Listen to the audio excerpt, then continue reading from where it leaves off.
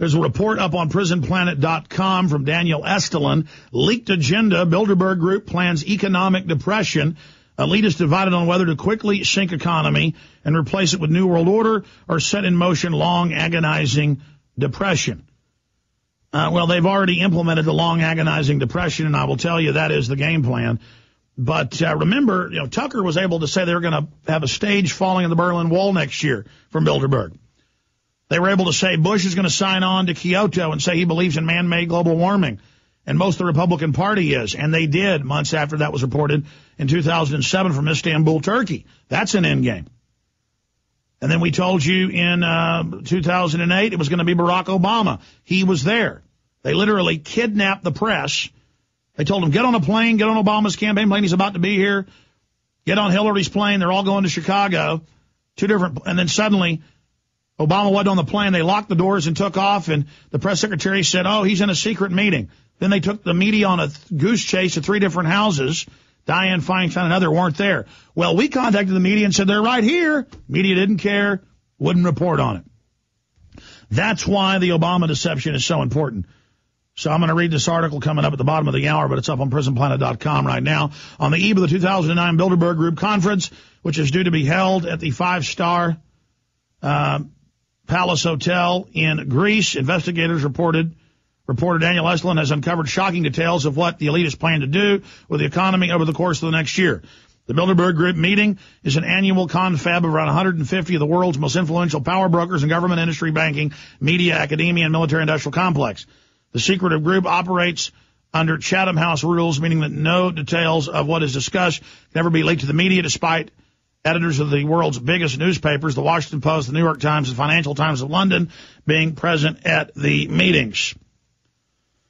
According to Estelin's sources, that would add have always been impeccable, which have proven highly accurate in the past, Bilderberg is divided on whether to put into motion either a prolonged, agonizing depression that dooms the world to decades of stagnation, decline, and poverty, or an intense but short depression that paves the way for the new, sustainable economic world order with less sovereignty but more efficiency.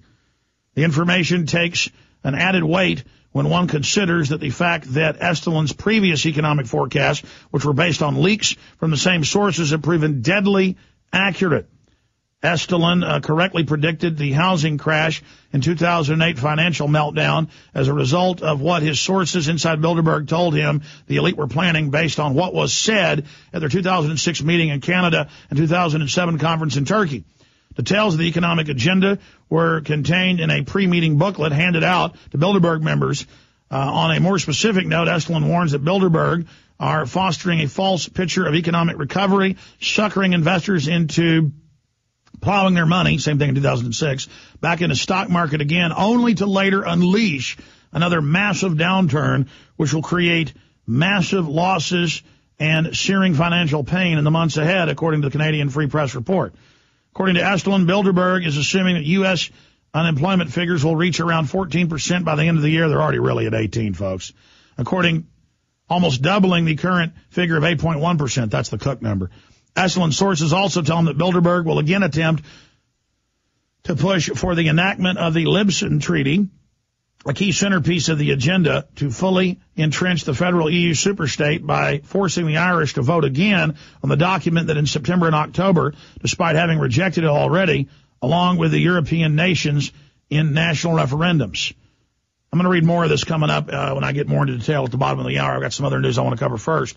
But here's the issue. Everything Estelin's saying is already in Parliament meetings. I watch online. The European Parliament has their own stinking YouTube channel, just like Obama does. But it's helpful because I've sat and watched hours of it, and there's hours of debate every day. There's no way for anybody to watch it all. But you should go watch it and see what you can find. I mean, it's unbelievable. They openly announce world government, world taxation, world regulation, a new world superstate run by a Bank of the World that'll tax everything we do, world taxing authorities, tax rates of 80% globally, how they're going to force in September, if they can, another Lisbon Treaty vote, not just in Ireland, but they're going to try in several other nations. We just talked to Estelin. He said he will come on. Estelin just had twins a year ago. He's been very hard to get on since then, but he promised that before Bilderberg he would come back on. When I talked to him a few weeks ago, Rob just talked to him. He said he will come on. He is out with his kids. He gave us the publicist's number. Did you talk to him on the phone? Yeah. I talked to him on his cell phone. Did you twist his arm? I didn't have to twist his arm. I just invited him on. He said yes, he'd love to come on. Yeah, that's what he did. He's gentlemanly. He's in Spain. He lives in Spain now. But the point is, that's what you need to call him up. Mm-hmm. Give me his number. Well, I have his number. No, it's fine, but let me have the number. I'm going to call him during the break. I want him on today. Okay. And I understand he's... it doesn't even matter. You watch the European Parliament, they admit all this anyways. But I want to get him on. All right. And the publicist... listen, I know he said he wants to come on. Did you tell him you want him on today? Yeah. Did he say he do it today? Well, he said he was in the middle of the street with his kids on his cell phone. So that's what he told me. But I do stuff in the middle of the street with my kids on a cell phone all the time, too. Oh, listen. But you're an amazing superhuman. Oh, yeah, I am. Oh, yeah, I'm superhuman. Give me a break. Dude, I tell you what, you're an amazing superhuman. Anyways, will you just, I don't know, it's all the thrill of the chase. Once it doesn't even matter. Will you call him back and say, look, Alex says this is hot. He really wants you on now with full details. Okay. Even if it's 10 minutes, we'll get him on next week or whenever he wants. Just tell him, give me 10 minutes in the next 3 hours. Okay. Just please. Thank you. Launch operations. You know what? Call Tucker up. Let's get Tucker's response to this too. I'm sure he's out smoking cigarettes at American Free Press in their garden, as they say across the pond, where free speech has been totally banned. Okay, I'm now all over the map. Ladies and gentlemen, this is a controlled depression. Just like we have George Soros at the Davos, Switzerland meeting 2 months ago, kind of the public Bilderberg group meeting.